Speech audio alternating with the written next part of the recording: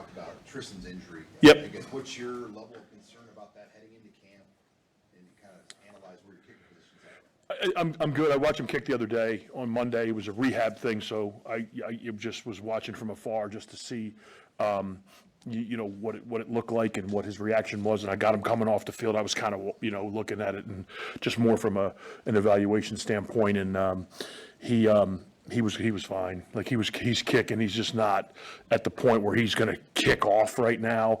In terms of that kind of push. So as of right now, I'm not overly concerned. Is that just a wear and tear injury? Did something happen? Yeah, it's pretty much so. The guys when they get into the situation where they're kicking, and we've dealt with this with the Carolina Panthers a couple of times.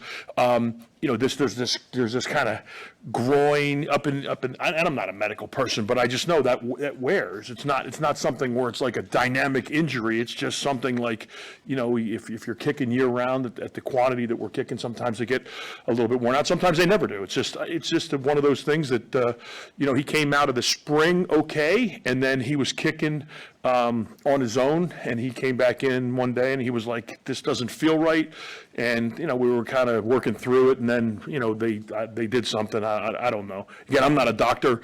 It's not a major thing right now. It's just something that we've got to work through. The timing of it was actually good. I mean, obviously I'd like him to be kicking right now, but like if he had done that and he had come into the training room this week or next week or last week, it would be way more of a concern. It's something that we've been dealing with and working on since early June.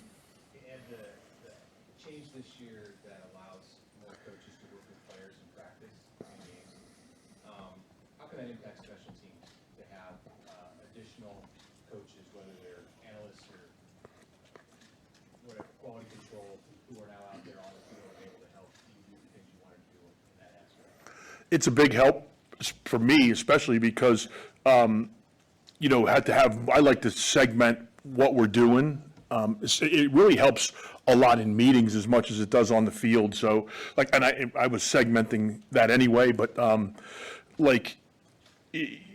imagine in this day and age with the attention that these kids have, I'm trying to coach all 11 in a meeting or on the field. It just doesn't work. So to be able to separate those guys and have guys that can coach. So, Garrett, for example, was taking the gunners over to another field, and he was working specifically with the gunners, the wide guys on the punt team, while I was working with the interior part of the unit. Now he can get help over there. So we can get some young coaches over there. Like Rashawn Melvin was a gunner for me in Carolina. To have him over there to be able to coach those guys over there on the gunner field is invaluable experience and teaching that can go on now for us to coach that at a higher level. Just using that as an example, and that example is across the board. So to have other guys that can coach those positions specifically, is really important. I'm going to try to operate this year as these rules come forward, and as I'm, learning more as I'm, over the years. I want to do it a little bit more like the offense and defense has done. And we're transitioning from this punt team out there, running against the scout punt return team to now individualized drill work and individualized positions. We're going to go through tomorrow and start with separation where one of the coaches who couldn't coach before, Josh Martin, is going to have the shield. And then, G will still have the gunners, but he'll have help over there. And then I'll have the interior with me and having guys like, Josh and Jack to be able to help coach the interior. Now we can work in stations here, have the shield here, have the gunners over there, and they're all getting a high level of coaching. I'm really excited about that. And I wanted to do more of that last year, but you're restricted by the coaching thing. But now it's going to really be something that we can take advantage of. I'm excited about it. Very excited about it. I know it's moving throughout camp, but who are some names as return man options that you'll trot out there? It's too early for me to say, but I can tell you that there's some young guys that have come around and have done it throughout the spring. This is kind of the development part of it. Where we saw some things in the spring, and now we add some more stuff to it here in the preseason and see, how they can react. I'm not going to, just stand up like what Jacory did in the spring game was that's the real deal. I mean, that's a really big time cut. It's good vision. It's got speed. He's running down the field with enough speed. So that's exciting. But now day in and day out, how's the decision, how are the decisions with somebody like that? But there's a few guys that are in that situation. I can tell you also that, IGC as a punt returner, really had a great spring for us and kind of emerged as a guy that I'm really confident that the coaches are really confident. Coach Brown's doing a great job of coaching those guys specifically. And again, another product of having somebody being able to go out there and coach them is going to be like really good for them. So like that part of it, he's a guy that I think it would be a guy that I could mention at this point on the punt return game, but there's some other guys that are out there. But I feel really good about the return game. There's some guys out there that have some experience, and there's some guys that are young that have some good skills. Coach Camden Cook in the program. Has Sam Cook been around much? Have you been able to talk to him? I was able to talk to Sam before Camden, and since Camden, it's been good. Yes, I mean he's more of a guy that's like just somebody that I can call, just to say, hey, whatever.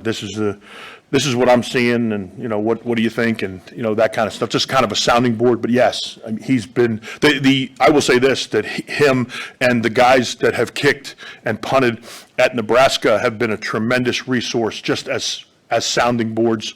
And guys that have been around, and guys that I can share, kind of like, talk to them and just say, this is what I'm seeing, or what issues did you have with this, and so like that's been really good for us.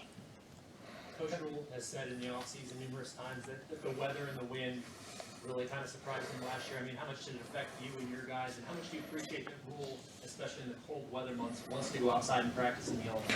Yeah, that's great, and I want to, we'll take the guys. I'll take the guys. But the guys want to be in the stadium, as much as possible. So to be working for, a guy like Coach Rule, he's always been like, what do you need? What do you need? What do you need? What do you need? So we go into the stadium even when we're practicing out over here. So it allows us to get our work out there. Last year was great. We practiced every Wednesday night in the stadium, so we were getting some night work and we were getting some stadium work built in.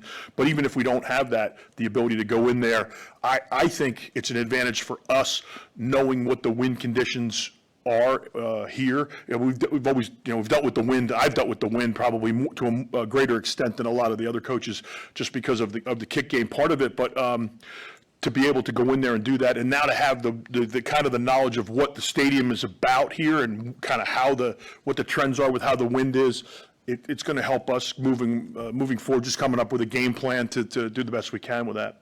What kind of an offseason has Rashidi had, at least from what you've gathered?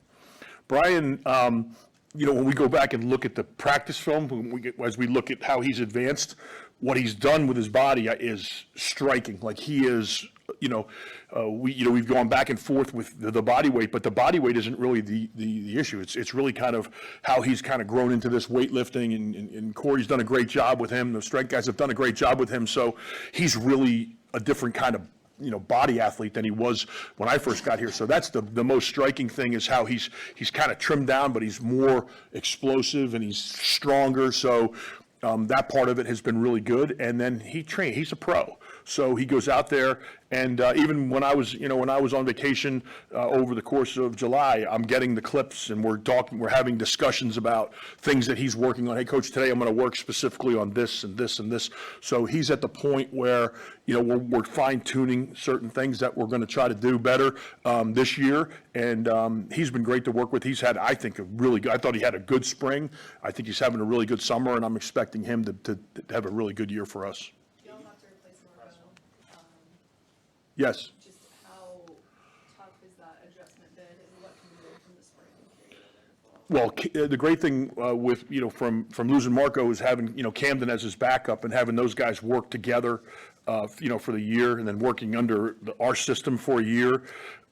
Camden, Marco had the preparation of being able to work and play as a college player at the University of Florida, so he had some experience. Camden doesn't have that game experience, but now he has the experience of, working for multiple years, in the system here, and then with us last year. So I feel really good about Camden. He's another guy that's like, a pro, and Marco comes back here and trains still. So Marco's training here, and they're getting work together beyond just what he's doing in the weight room. So I feel really good about Camden, I really do. Camden he's a different kind of skill set than Marco. He's a little bit more compact. He's gained, he's gained about 11 pounds since the beginning of this calendar year of good weight. He's explosive, he can run. I think he's going to, I don't think we're going to be, I'm not concerned about us, short of him not having the game experience, which is obviously a factor, but I've seen him snap so many times and do so many things at such a high level that I feel really good about him. Coach Rule said his son's gonna be in training camp. Is your son doing the same thing? And what's that gonna We got a family affair with the Foleys here now. So I got a son in equipment, and I got a son in operations, and then I got my daughter wants to come down here and work with. She's in love with the nutrition staff here, so she comes in and makes shakes in the morning. So I don't know if they're working or if they're just coming to hang out, and then they're whatever. There's a body over there. Get over here. It's there's work to be done. So you'll see my guys will be out there. A lot of the coaches' kids will be out there running around. And it's one of the great with Coach Rule for a long time, and one of the great things is he wants the kids around. He understands the time. The time commitment on our end, and he allows our kids to be in here, and that's one of the reasons that we've been together for so long. We have just our great Brian and Luke play golf. I started playing golf with them on Sunday, and then I was like, all right, it's my day off. I'm getting frustrated. I'm going to leave. You guys keep going. And they played 18. I played about 8.5. But yeah, so. But like my son was like, well, what do you, we had, because we had two, and then Brian came in, so then my nephew's here, so he's a student here, so yeah, we got all kinds of things rolling around here with these guys. Keeps us on our toes. Good. All right. Thanks, you guys play. Thank you, guys. Firethorn.